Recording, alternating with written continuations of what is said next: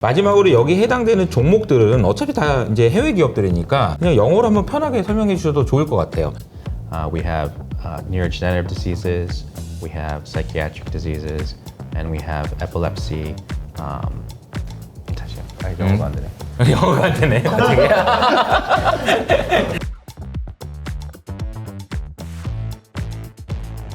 안녕하세요, 이호석입니다. 오늘은 삼성 액티브 자산운용의 조한깃 매니저님 나와주셨습니다. 안녕하세요. 안녕하세요. 네, 저희 채널에는 처음 출연해 주신 거라서 간단하게 본인 소개 좀 부탁드리겠습니다. 안녕하세요. 저는 삼성 액티브 자산운용에서 바이오 리서처 운영을 맡고 있는 조한깃 매니저입니다. 네, 이거 말씀하시는 거 들어보니까 이제 혀가 이렇게 좀 이렇게 굴러가는 거니까 좀 약간 좀 영어가 좀 더 편하신가 봐요. 네, 맞습니다. 미국에서 공부했습니다. 아, 미국에서 좀 공부하셨구나. 그러면은 좀 편하신 영어로 또 그냥 미국에서 어떤 전공하셨는지 얘기할 수도 됩니다. Hi everyone, my name is Hugh. I studied brain behavior cognitive science at University of Michigan and did a Master of Biotechnology at Penn and did finance at MIT. I'm really happy and excited to be here to talk about an ETF where I'm going to leverage everything I learned in school. 이렇게 보니까 미시건에서 뇌공학, 그 다음에 펜실베니아에서 생명공학 이렇게 전공하시고 또 MIT에서는 금융학까지 전공을 하셨어요. 네, 그런데다가 지금 아까 히어 투 해피 하는 거 보니까 지금 여기 나와서 영광이고 좋다. 근데 이번에 새로 ETF를 전공을 살려서 이렇게 출시를 하셨나 봐요. 네, 맞습니다. 아무튼 그 유명한 대학교 나오시고 전공도 바이오고 그런데 이게 ETF 상품을 내놓으신 게 이제 그럼 그 분야라고 보면 되나요? 네, 그 바이오 중에서도 뇌질환 치료제에 특화된 상품인데요. 네. 코액트 미국 뇌질환 치료제 액티브 ETF입니다. 이름이 코액트 미국 뇌질환 치료제 액티브 ETF다. 알겠습니다. 뇌질환, 그러니까 뇌질환에 대해서는 관심이 많긴 한데 이것과 관련된 ETF 상품이 있다는 건 처음 들어본 것 같습니다. 그러고 보니까 얼마 전에 이제 코액트에서 바이오 헬스케어 액티브 ETF 상품도 내놓으신 걸로 알고 있는데 요즘 좀 인기가 좋은 것 같더라고요. 성과도 좋고. 근데 이제 아마 이제 이것을 국내 바이오를 넘어서 해외까지 이렇게 확장하는 개념인 것 같습니다. 네, 맞습니다. 그 코액트에서 액트의 ACT, 네. Aging Climate Technology 중에서 저희가 에이징의 대표가 아무래도 바이오라고 생각하는데요. 네. 그 업종이 가장 유망하다고 봅니다. 네. ACT가 액트인데 제 기억이 맞다면 에이징, 나이 드는 거죠. 그리고 클라이밋, 기후고, 그리고 세 번째 이제 테크놀로지, 기술 이렇게 세 가지인데 그중에 이제 오늘 이야기해 주실 부분은 에이징, 노화, 나이듦 이런 거잖아요. 그죠? 그런데 가져오신 그림을 보니까 브루스 윌리스 사진을 가져오셨네요. 네, 최근 다이어트 시리즈에서 유명한 배우 브루스 윌리스가 치매로 가족과 함께 투병하고 있다는 근황이 알려졌는데요. 치매는 이미 너무 익숙해서 우리 주변에 와 있는 질병입니다. 네. 치매와 같은 퇴행성 뇌질환은 60대 이후 발병률이 크게 급격히 증가하고 건강하신 분들도 나이가 들면 치매의 위험성이 노출되곤 합니다. 그래서 퇴행성 뇌질환 치료 시장은 전 세계 인구 고령화 추세에 따라 성장 잠재력이 매우 큰 시장이라고 할 수 있는데요. 치매나 파킨슨스 같은 퇴행성 뇌질환은 어떤 면에서는 암보다 더 걸리기 싫은 질환인 것 같습니다. 이 표현이 좀 인상적이네요. 암보다도 더 걸리기 싫은 질환이다. 왜냐면은 이게 주변 사람들까지 힘들게 하고 또 간병 비용이기도 만만치 않거든요. 네, 그렇습니다. 근데 이런 뇌질환은 사실 치료제도 없는 경우도 많고요. 소위 말하는 unmet needs가 매우 큰 시장입니다. unmet needs 이게 무슨 뜻이에요? 이런 충족되지 않은 니즈가 많은 네네. 네. 그래서 수요가 많고 해결책이 필수적으로 필요한 시장이라고 할 수 있습니다. 이렇게 환자 수는 점점 늘어나는데요.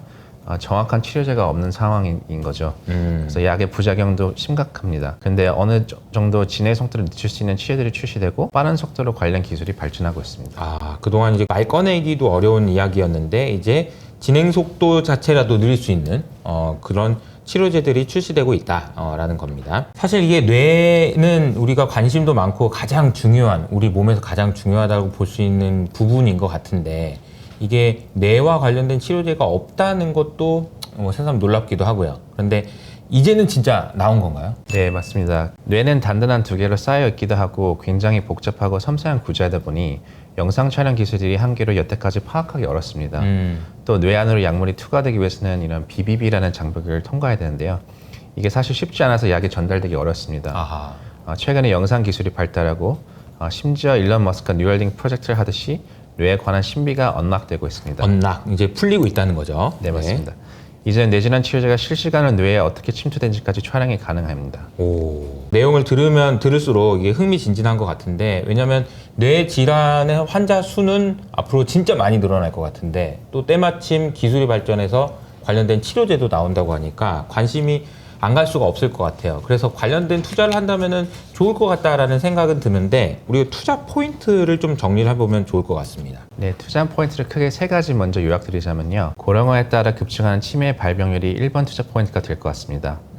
고령화는 점점 가속화될 가능성이 높으니까요. 그러니까 고령화가 나이가 들수록 치매 발병률이 높아지니까, 근데 나이 드는 사람도 많아지니까 이게 이제 사람들이 많아진다는 거죠. 네, 맞습니다. 그리고 두 번째 투자 포인트는 이번에 역시 AI인데요.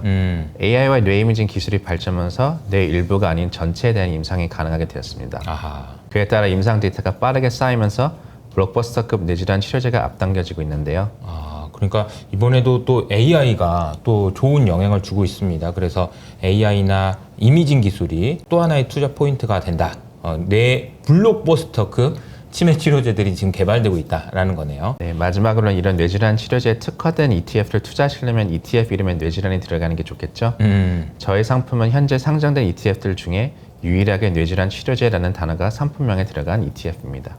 그만큼 뇌 질환을 포인트를 준 거다라고 보면 좋을 것 같습니다. 그런데 정말로 뇌 질환이라는 게 나이가 들면 발병률이 더 높아지나요? 모든 뇌질환은 그런 건 아니고요. 아하. 특히 이 치매나 파킨슨 같은 퇴행성 뇌질환은요. 네. 60대 이후나 특히 70대를 넘어가면서 급격히 발병률이 증가합니다. 이게 그림을 보니까 확실히 진짜 뚜렷하게 높아지는 게 보입니다. 네, 맞습니다. 고령화의 트렌드는 사실 우리나라뿐만 아니라 전 세계 연령대별 인구와 출산이 감안했을 때 점점 빨라지고 있는 것이 분명하거든요. 네. 그래서 신약도 신약이지만 고령화가 진행되고 평균 수명이 늘어가는 환경에서 퇴행성 뇌질환 치료 산업은 매우 유망해 보입니다. 근데 사실 노화에 따른 퇴행성 뇌질환도 문제지만 스트레스가 심한 현대 사회에서는 우울증, 조현병, 공황장애 같은 마음의 병도 늘어나고 있는데요. 이 마음의 병이라는 표현이 참 와닿네요. 이게 정말 많은 사람들이 마음의 병이 있어요. 감기에 걸리면 감기약을 먹듯 정신질환도 약을 통한 치료가 가능한데요. 뒤에서 다시 말씀드리겠지만 과거 부작용을 유발했던 약들에 비해 차세대 신약들은 훨씬 더 개선된 부분이 많기 때문에 정신질환 치료제 시장에도 큰 기대를 하고 있습니다. 이게 정신질환 치료제 시장에도 기대를 하고 있습니다. 그러고 보니까 예전에 농담처럼 야, 너무 약 먹을 시간 됐냐? 뭐 이런 얘기를 하곤 했었는데, 이게 실제로도 정신질환과 관련돼서는 약을 그때그때 빨리빨리 먹어줘야 된다라는 얘기도 있는데, 아마 미국에서 공부하시니까 더 잘 아실 것 같아요. 해외에서, 그러니까 이제 미국에서는 정신질환 약에 대한 인식이나 이런 부분들이 좀 어떤가요? 네, 현재 미국에서는 1,600만 명 이상의 환자들이 우울증을 겪고 있는데요. 아하. 그래도 미국에서는 우울증 환자들이 약을 복용하는 것에 대해 부정적인 인식이 적은 편이고요. 아하. 이로 인해 처방 건수는 매년 증가하고 있는 상황입니다. 네. 감기는 감기약이 필요하듯 미국에서는 우울증 치료제 처방을 받는 것을 굉장히 자연스럽게 생각합니다. 네. 뭐 미국에서는 우울증 약을 먹는다 이런 게 너무 자연스럽다라는 거죠. 네, 그렇습니다. 굉장히 자연스럽게 생각합니다. 근데 이게 뇌질환이라는 거는 이게 치료제가 없는 경우도 많다고 들었는데, 어떤 계기가 있었어요? 뇌질환 치료제가 이제 발전하게 되는? 네, 저희는 지금이 가장 라이트 타임이라고 생각하는데요. 아. 과거에는 뇌질환 치료제 임상 성공 가능성이 높지 않았습니다. 뇌는 모든 기관 중에 인체에서 가장 복잡한 기전을 가진 만큼 우리가 모르는 영역이 많았습니다. 하지만 최근의 기술의 발전이 의학에도 많은 도움을 주고 있는데요. 뇌 이미징 기술과 AI 산업의 발전으로 뇌질환 치료제의 황금 시대가 개화되고 있습니다. 아하. 이제는 새로운 이미징 기술들과 AI가 도입되면서 뇌 NP들이 하나둘 풀리고 있는데요. 뇌질환 신약 개발에 속도가 붙고 있습니다. 뇌질환 신약 개발에도 속도가 붙고 있다는 거죠. 미개척 분야였던 뇌질환에서도 블록버스터급 치료제가 곧 등장할 것으로 기대해도 좋을 것 같습니다. 블록버스터급 치료제가 곧 등장한다. 기대를 하자 이런 얘기네요. 자, 그러면은 지금부터가 본격적으로 이제 시작된다라고 볼 수 있을 것 같은데, 뇌질환 치료제 이게 이제 앞으로 얼마나 성장할 수 있는 건가요? 뇌질환 시장은 크게 치매와 같은 퇴행성 뇌질환, 우울증, 조현병 같은 정신질환, 그리고 간질 발작 같은 뇌전증으로 분류할 수 있는데요. 2030년을 기준으로 퇴행성 뇌질환 시장은 연평균 플러스 29% 성장이 전망되고요. 차세대 정신질환 시장은 연평균 플러스 32% 성장이 예상됩니다. 차세대 뇌전증도 연평균 플러스 16%가량 성장할 것 같고요. 네, 그러면은 퇴행성 뇌질환은 29%, 그리고 정신질환은 32%, 그리고 뇌전증도 16%씩 계속 성장할 거라는 거네요. 네, 특히 치매 치료제 퇴행성 뇌질환 쪽은 시장 자체가 7조에서 42조로 성장할 것으로 전망되어서 주요 종목은 큰 성과를 낼 수 있을 것 같습니다. 특히 이게 치매 쪽이 숫자가 좀 크네요. 이게 7조에서 42조 이렇게 되니까 엄청난 성장을, 그 사이즈도 크고요. 네, 맞습니다. 그러면은 치매 치료제를 개발하는 기업 몇 가지만 좀 소개해 줄 수 있을까요? 네, 올해 2024년 정말 치매 치료제 시장에서 유의미한 해인데요. 네. 치매 치료제라고 하면 빼놓을 수 없는 대표적인 기업이 두 개가 있습니다. 바로 바이오젠과 일라일리인데요. 바이오젠에서는 레켐비, 비만 치료제로 먼저 알려진 일라일리는 도나네맙이라는 이름의 치매 치료제를 허가받습니다. 바이오젠에서는 레켐비, 일라일리는 도나네밥. 네, 맞습니다. 그래서 근본적인 치료제는 아니지만 이전에는 치료제가 거의 없다시피 했기 때문에 치매의 진행 속도를 늦추는 건 환자들에게 큰 의미가 될 것 같습니다. 치매의 진행 속도만 늦춰도 의미가 있다. 아니 근데 이게 매출 전망 자체가 엄청 강해요. 그래서 이게 어떤 스토리로 이렇게 될 거라는 전망이 있는 건지도 궁금합니다. 네. 성장을 뒷받침해주는 세 가지 스토리가 있는데요. 네. 첫 번째는 일단 가격이 저렴해진다는 스토리입니다. 레켐비가 미국의 메디케어를 포함해서 보험 적용이 되는 국가가 늘어나고 있습니다. 그만큼 각 국가에서 치매되는 언맷 니즈가 높다는 뜻인 것 같습니다. 충족되지 않는 수요가 많다는 거고, 그러니까 이제 첫 번째는 가격이 저렴해진다 이고요. 네. 그리고 두 번째는 2025년 예정된 레켐비의 SC 제형 출시입니다. SC 제형이요. SC 제형에 대해서는 요즘 핫한 기술을 많이 아시겠지만 인슐린처럼 집에서도 할 수 있는 쉬운 투약 방식이라고 보시면 됩니다. 레켐비는 현재 환자들이 대학병원에서 투약을 받고 있는데요. SC 제형이 출시되면 대학병원이 아니라 1차 병원에서도 간호사의 도움으로 SC 제형을 편리하게 투여받을 수 있어 자연스럽게 접근성이 높아질 것을 기대하고 있고요. 우리가 이제 SC 제형 하면은 우리 이제 국내에서 핫한 기업이죠. 알테오젠. 좀 더 이렇게 쉽게 주사를 맞는 수 있는 그런 기술이 개발되면서, 그러니까 첫 번째는 가격이고 두 번째는 SC 제형, 그리고 세 번째는 뭐예요? 현재 지금 신경내과 의사들이 까다로운 절차로 치매를 진단하고 있는데요. 바이오마커 기반의 피검사가 예정대로 내후년에 허가를 받으면 훨씬 간편하고 빠른 절차로 환자들에게 정확히 진단할 수가 있어 진단을 받고 치매 치료제를 처방받는 환자 수가 늘어나 매출로 인식되고 더 빠르게 성장할 것으로 전망하고 있습니다.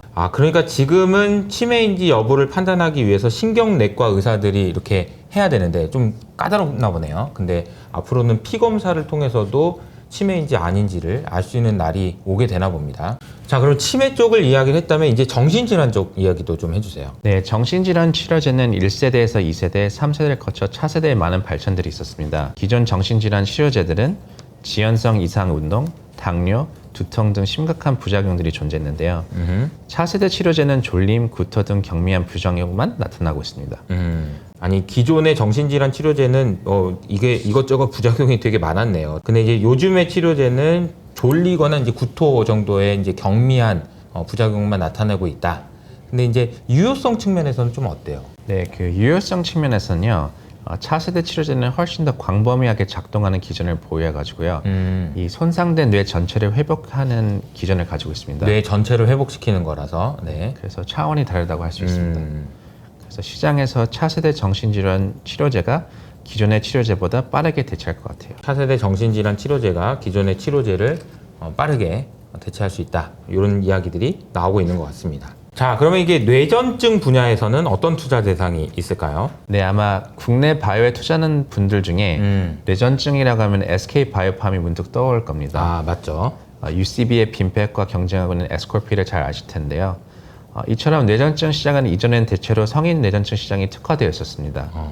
하지만 성인 뇌전증 시장만큼 또 하나의 시장이 있는데요. 네. 바로 희귀 뇌전증 시장입니다. 희귀 뇌전증의 기전은 성인 뇌전증과 달라서 이전에는 치료제가 어려웠는데요. Jazz Pharmaceuticals의 에피돌렉스가 2018년에 FDA 허가를 받아 2024년에 벌써 1.4조 원의 매출을 달성할 것으로 예상하고 있습니다. 벌써부터 이렇게 매출을 달성하는 그런 약이 나왔다고 합니다. 또 추가로 좀 해주실 말이 있을까요? 네, 마지막으로 진통제 시장에 대해서 말씀드릴게요. 현재 진통제 시장은 오피오이드 기반의 마약성 진통제가 시장을 장악하고 있는데요. 중독으로 인한 약물 남용이 우려되는 상황입니다. 아, 마약성이다 보니까 중독이 될 수 있다. 이런 거네요. 네, WHO는 마약성 진통제에 대해서 사용 원칙을 정립하고 있을 정도로 우려를 표하고 있는데요. 그런데 Vertex라는 기업이 비마약성 진통제에 대한 임상 3상을 마치고 내년 1월에 FDA 허가를 앞두고 있어요. 그래서 20년 만에 나오는 새로운 기전의 통증 치료제라 기존 마약 진통제들을 점점 대체해 나갈 것으로 전망하고 있습니다. 특히 신경병증성 통증에도 효과가 좋을 거라고 전망합니다. 그러니까 버텍스라는 기업에서 만든 비마약성 진통제라는 게 원래 거를 대체하는데 20년 만에 굉장히 오랜만에 나온 그런 약인 것 같아요. 이 효과도 기대를 할 수 있을 것 같습니다. 와, 근데 이게 뇌 질환 이야기 들으니까 신선하고 너무너무 재밌는데 또 이걸 또 전공까지 하신 분이 나와가지고 설명해 주시니까 더 흥미진진한 것 같습니다. 코액트의 미국 뇌질환 치료제 액티브 ETF, 여기 이제 어떤 종목들이 들어갔냐, 이것도 이제 궁금하거든요. 네, 9월 3일 상장한 코액트 미국 뇌질환 치료제 액티브 ETF 포트폴리오는 퇴행성 약 34%, 정신질환 28%, 뇌전증의 기타 38%로 이루어져 있습니다. 대표주와 중소형주로 구성되어 있는데요.